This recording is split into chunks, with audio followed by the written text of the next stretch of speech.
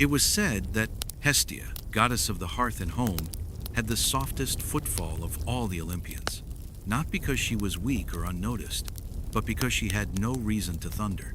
She had no tempest to hurl, no spears to throw, and no songs to sing in the voices of 1,000 nymphs.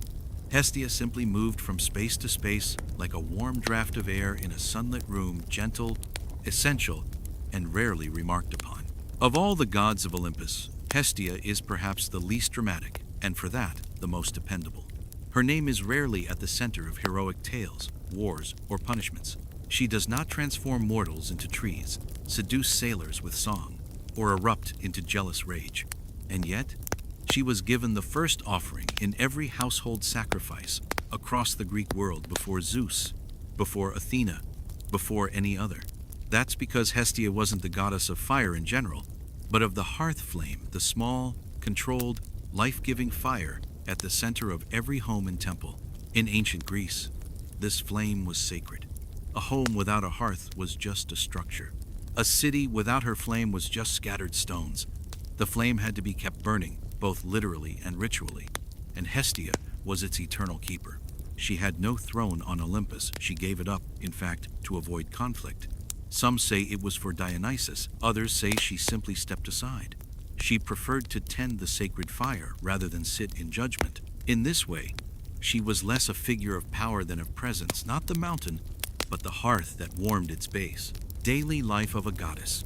It's easy to imagine Hestia's days on Olympus as one long, uninterrupted ritual. Not in the ceremonial sense, not all perfumed oils and ivory robes, but in the ordinary, grounding sense. She rose before the others. She swept the hall when no one asked. She prepared warm bread and left it on marble ledges where no one saw her place it. She knew which amphorae leaked and which ones were safe for olive oil. Her eyes scanned for cracks in the stone before others tripped over them. She refilled the incense in Hera's sanctuary without a word. It was Hestia who rekindled the hearth flame each morning, using a tapered reed and coals from the night before. She did this slowly, without drama, as if the fire knew to obey her touch. Smoke curled gently around her shoulders. The air was always warm where she stood. She didn't laugh much, but when she did, it was low and rare, like a log popping in the fire. The other gods would pause for just a moment, not because she was loud, but because they wanted to hear it again. They rarely did. Despite her quiet, Hestia was not isolated. She spoke in simple, steady words. She listened without judgment. She heard what others didn't say. And when Hermes returned from his errands, or Artemis from the forests, or Athena from long silent thinking, they often found themselves, without planning, near her hearth, not talking, just being. The sacred flame. In every Greek city, the hearth of Hestia was central. Even when colonies were founded across the sea, they took fire from the mother city's temple, a living link back to home. That flame could not be allowed to die. If it did, it had to be rekindled with exacting purity, often from a lightning-struck tree, a sign from Zeus himself. But as long as it burned, Hestia was present. In Olympia, in Athens, in distant Delphi, the flame was a promise, not just of warmth or cooking or ceremony, but of belonging. The flame watched over sleeping infants and dying elders. It lit wedding nights and mourning veils. And through it all, Hestia remained still, watching quietly. Perhaps it was this stillness that made her so trusted. Unlike the other gods who were prone to disappear for decades, transform into swans, or curse entire bloodlines, Hestia was always there, always tending the fire, always ready to receive offerings, however small, with the same reverence. But even gods grow tired, a rare kind of weariness. There is no ancient myth, no canonical Homeric hymn that describes Hestia ever falling asleep. That is, perhaps, what makes this story such a rarity. Whether true or not, the story was whispered among temple keepers and passed in low voices by acolytes that once, and only once, Hestia fell asleep. She did not mean to. There was no grand excuse, no potion, no divine trick, no illness. Just a moment when the warmth of her own flame cradled her more gently than expected. A moment when the bread was already baked, the floors already swept, and the flicker of the fire sang a lullaby even she could not resist. No one noticed, at first. Zeus assumed she was in the back corridor tending lamps. Hera thought she was meditating. Hermes didn't think to look, and neither did anyone else. After all, Hestia was always there. But she wasn't. For a few short hours, the hearth lay unguarded. The flame steady, eternal, continued to burn. And so the question lingers, even in the quiet marble corners of Olympus. If Hestia is not watching the flame, does the flame still know how to burn? Hestia's absence was like the absence of wind, not noticed, until everything else suddenly felt still. The hearth flame, true to its name and its goddess, did not falter. It danced in place, alive but subdued, crackling softly as if it too knew something had changed. No alarms were raised. No divine panic echoed across Olympus, but small peculiarities began to ripple through the halls like quiet questions left unanswered. The first to notice. It was not Zeus who realized first, nor Hera, not even Athena, with her all-seeing intelligence. It was the cat, a small, soot-furred creature that often curled up near Hestia's feet, rarely meowing, rarely moving. The cat sat where Hestia usually stood. It stared, expectantly, at the empty corner near the hearth. Then, with a low sound, somewhere between a purr and a concerned sigh, it climbed onto the table where a bowl of olives sat untouched. That, too, was odd. Hermes passed by the doorway just then, boots untied, holding a scroll from the mortal world. He paused, eyes narrowing at the unusually quiet kitchen. A loaf of bread, uncut, honey in its jar, not set out. The steam from the hearth gently curling, but no figure tending to it. He tilted his head, then wandered in. "Hestia?" he called softly, not wanting to disturb the serenity he was so unused to. No answer. He peered behind a column. No flowing robe, no hands folding linen. The ever-present basket of fig cakes was full, too full. Hermes blinked. He left the scroll on the floor, scratched the cat's head, and walked back out with a shrug. "Probably just stepped out," he muttered to himself. Minor disturbances. By late morning, the gods began to notice things were off. Not wrong exactly, just slightly skewed, like sandals placed on the wrong feet. Aphrodite wandered in to find no fresh herbs for her midday bath. She frowned at a bare shelf, then sighed, not angry, just puzzled. In another wing, Dionysus awoke from a nap and discovered that no wine had been set out to accompany his flute practice. Not a tragedy, certainly, but odd. Ares, meanwhile, was hungry. He stomped into the central hall and stared blankly at the modest spread of bread, olives, and cheese, all untouched. No warm stew, no roasted anything. His stomach rumbled. "Where's Hestia?" he grumbled, mouth already full. "Gone?" Athena answered vaguely, sipping watered wine. "Resting?" "Resting?" Ares raised an eyebrow, as if the word were a foreign concept. "Maybe," she added. "Maybe not. It's quiet, though. Isn't that nice?" Ares muttered something about chewing on his own shield if it came to that, but sat down anyway. Soft chaos. As the day stretched lazily forward, a few brave gods attempted to fill in the gaps. None were particularly successful, but the attempt was earnest, if laughable. Hermes decided to prepare lunch he'd seen mortals do it hundreds of times. How hard could it be? Very hard, as it turned out. He confused cumin with cinnamon, burned the lentils, knocked over a jug of oil that still hadn't been cleaned up by sunset. But the bread was edible, and the honey was still sweet, so the others forgave him. Aphrodite tried her hand at stoking the hearth. The flame flared too hot, turned orange, and briefly singed the edge of her robe. She shrieked, dropped the poker, and immediately declared it a ridiculous smoky thing unworthy of her talents. The flame, perhaps offended, settled into a low sulk.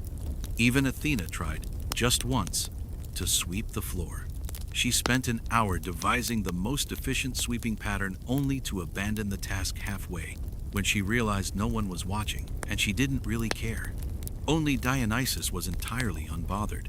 "I say we all just nap until she returns," he mumbled, curled up in a corner near a tapestry, a fig in one hand and a pillow under his head. "Feels like nap weather anyway."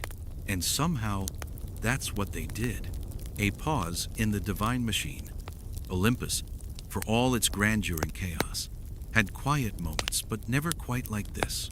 With no great wars to plan, no feast to prepare, and no one reminding them to refill the lamps, the gods fell into a kind of sluggish harmony.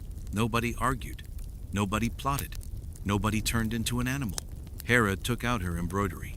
Apollo tried tuning his lyre without performing. Even Artemis, typically restless and wild-eyed, leaned against a pillar and watched a moth dance near a torch. There was a shared stillness, the kind mortals might know by a riverside at dusk, or under a quilt on a winter morning. A kind of peace they hadn't chosen, but weren't fighting either. Maybe it was the fire. It still burned, after all. Despite Hestia's absence, the flame crackled softly, as if imbued with memory. Maybe it didn't need to be watched every second. Maybe it simply remembered how to burn. Where was Hestia? And where, you might wonder, was Hestia? She wasn't gone. Just elsewhere, in a quiet chamber behind the great hall, curled in a chair beside a small, personal hearth that few ever noticed. The fire was smaller there, lower, not ceremonial, just warm, the way a home's flame might be. Nothing eternal, nothing symbolic. Her sandals rested beside the chair, her robe folded loosely over her knees, her face calm, peaceful, unguarded. She had been so long the guardian of stillness that, when she finally stepped into it, she melted in like wax to a mold. The world did not unravel. The heavens did not shake. The fire just kept burning, and Olympus adjusted. But when Hestia finally stirred, hours later, her eyes still heavy with sleep and the air around her thick with warmth, she paused in the doorway and looked out upon the quiet halls of her home. Bread had been burned. The floor was unswept. Dionysus was snoring on a dinner table.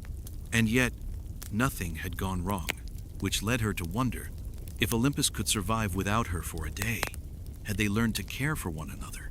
Hermes, the swift-footed god of messages and mischief, was known across Olympus and the mortal world alike. His winged sandals were more than just footwear. They were the very source of his speed, granting him the power to travel between realms in the blink of an eye. From the moment he donned those sandals, Hermes could dart across the skies, slip unseen between gods and mortals, and deliver news that changed the course of stories. His wings fluttered lightly as he ran, carrying whispers and secrets, jokes and warnings, all with a speed no one could match. But one morning, as sunlight crept softly over the peaks of Olympus, Hermes awoke to find something unusual. His winged sandals were nowhere to be seen. They were not under his bed, nor by the hearth where he usually left them. The delicate wings were missing, tucked away somewhere beyond reach. At first, Hermes felt a spark of irritation. How could he be the fleet messenger without his wings? How could he fulfill his duties, the swift errands, the quick escapes, without them? But instead of rushing into a frantic search, something inside Hermes shifted. A curious calm settled over him. What if, just for a while, he took a slow walk?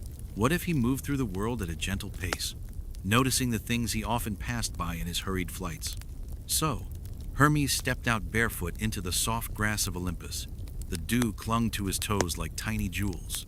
The morning air was cool and filled with the scent of wildflowers and pine. With each step, Hermes felt the earth beneath him solid and real, alive in a way that his usual swift flights never revealed. He walked past the olive groves, where the trees whispered old stories in the breeze. He watched as a bee lazily drifted from flower to flower, taking its time to gather nectar. Far below, he could hear the faint murmur of a village waking the slow clatter of pots, the gentle laughter of children greeting the day. Hermes realized that this slow journey, without wings, was not a punishment, but a gift. It was a chance to see the world as others did, not as a blur of colors and sounds, but as a series of small, beautiful moments. And as he walked, he wondered, what might he discover when speed is taken away? What stories unfold in the spaces between haste? Hermes moved steadily now, one footfall after another, the rhythm of his steps matching the quiet heartbeat of the earth beneath him. Without the rush of his winged sandals, the world unfolded at a different pace, softer, richer, full of small wonders he had never truly noticed. Along the winding paths of Olympus, he passed ancient oaks whose leaves whispered stories carried by the wind. A family of sparrows flitted in a nearby olive tree, chirping gently as they welcomed the new day. Hermes paused to watch a spider weaving its delicate web, each thread glistening with morning dew like strands of silver. Down below, in the mortal villages, the sun warmed simple homes, where farmers tended their fields with slow, deliberate care. He saw a young woman gathering herbs, her hands steady and patient as she selected leaves for healing. Nearby, children chased one another through the dust, their laughter a soft melody carried on the breeze. Hermes felt a quiet joy in these small, unhurried moments.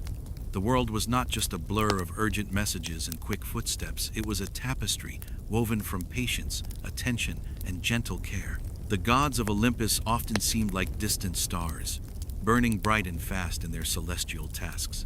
But here, on the ground, the pace was measured and kind. Hermes realized that speed had its place, but so did stillness. That sometimes, moving slowly allowed the heart to notice what the eyes might miss. As the day stretched on, Hermes met a humble old shepherd resting beneath a fig tree. They exchanged few words, but in the silence, Hermes felt a connection, a reminder that stories were not just carried on wings, but lived in quiet moments shared between strangers. And somewhere, just out of sight, his winged sandals waited patiently to be found. As the sun dipped low, painting the sky in soft shades of rose and gold, Hermes finally came upon his missing sandals. They lay nestled beneath a bed of wildflowers, untouched and waiting, as if they had known all along he would return. He slipped his feet back into the familiar leather straps, feeling the light flutter of the wings once more. The familiar surge of speed and freedom returned, lifting him gently off the ground. But as he rose, something inside Hermes remained changed. The slow walk had shown him a world beyond swift errands and quick flights, a world of gentle moments and quiet connections. He had seen the subtle beauty in a spider's web, heard the laughter of children from the earth's embrace, and shared a silent conversation with a humble shepherd. These were stories not carried by wings, but lived in the heartbeat of the world. Back on Olympus, Hermes moved with his usual grace, delivering messages and weaving tales. But now, in the spaces between his swift steps, there was a softness, a patience that had not been there before. He carried with him the memory of the slow walk, a reminder that even the fastest among us can find wisdom in slowing down. Reflective thought. Sometimes, losing what we think we need can open our eyes to what we truly require.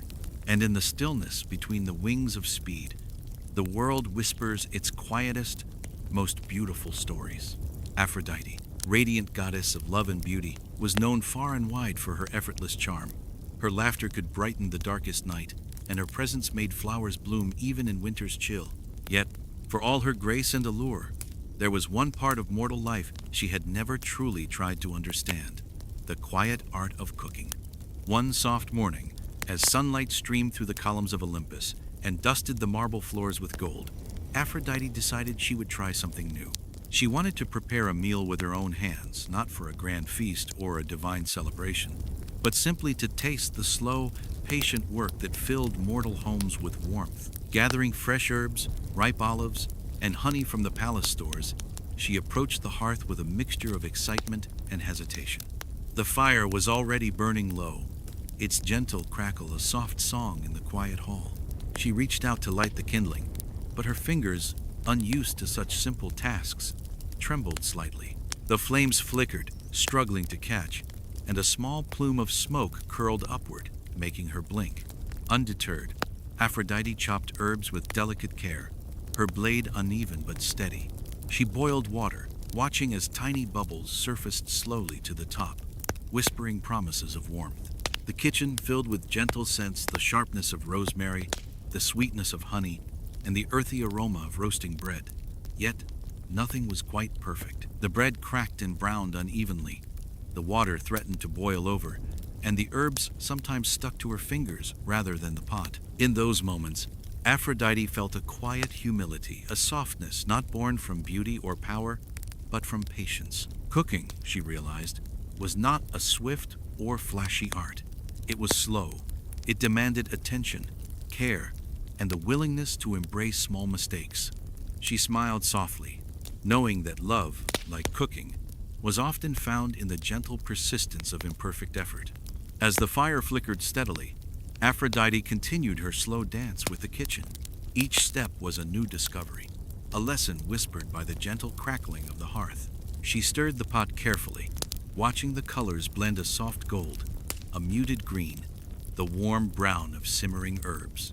The smell wrapped around her like a comforting cloak, more subtle than the dazzling perfumes she usually wore. Yet, the flames were unpredictable. Sometimes they danced too high, licking the sides of the pot, threatening to burn the tender stew within. Other times, they faltered, leaving the food barely warm, needing patience to coax it back. Aphrodite learned to listen to the rhythm of the fire, the texture of the bread dough under her fingers, the slow simmer of the sauce. She noticed how the kitchen filled with quiet life, the kind that grew from steady hands and watching eyes. Her usual impatience softened. Instead of rushing, she let moments unfold. The burnt crust of the bread reminded her that mistakes were part of any creation. The slow thickening of the stew taught her that good things took time. In this unhurried space, Aphrodite found a new kind of beauty, one that was quiet and steady, not sparkling or swift. She thought of love, the kind that grows not in grand gestures, but in everyday acts of care. At last, when the meal was ready, imperfect but warm, Aphrodite set the table with simple plates and soft cloths. She tasted the stew slowly, savoring the blend of flavors, each bite a small triumph of patience and effort. Though the meal was not flawless, it was hers, and in it she found a deeper understanding that beauty could be found in the humble work of love and time.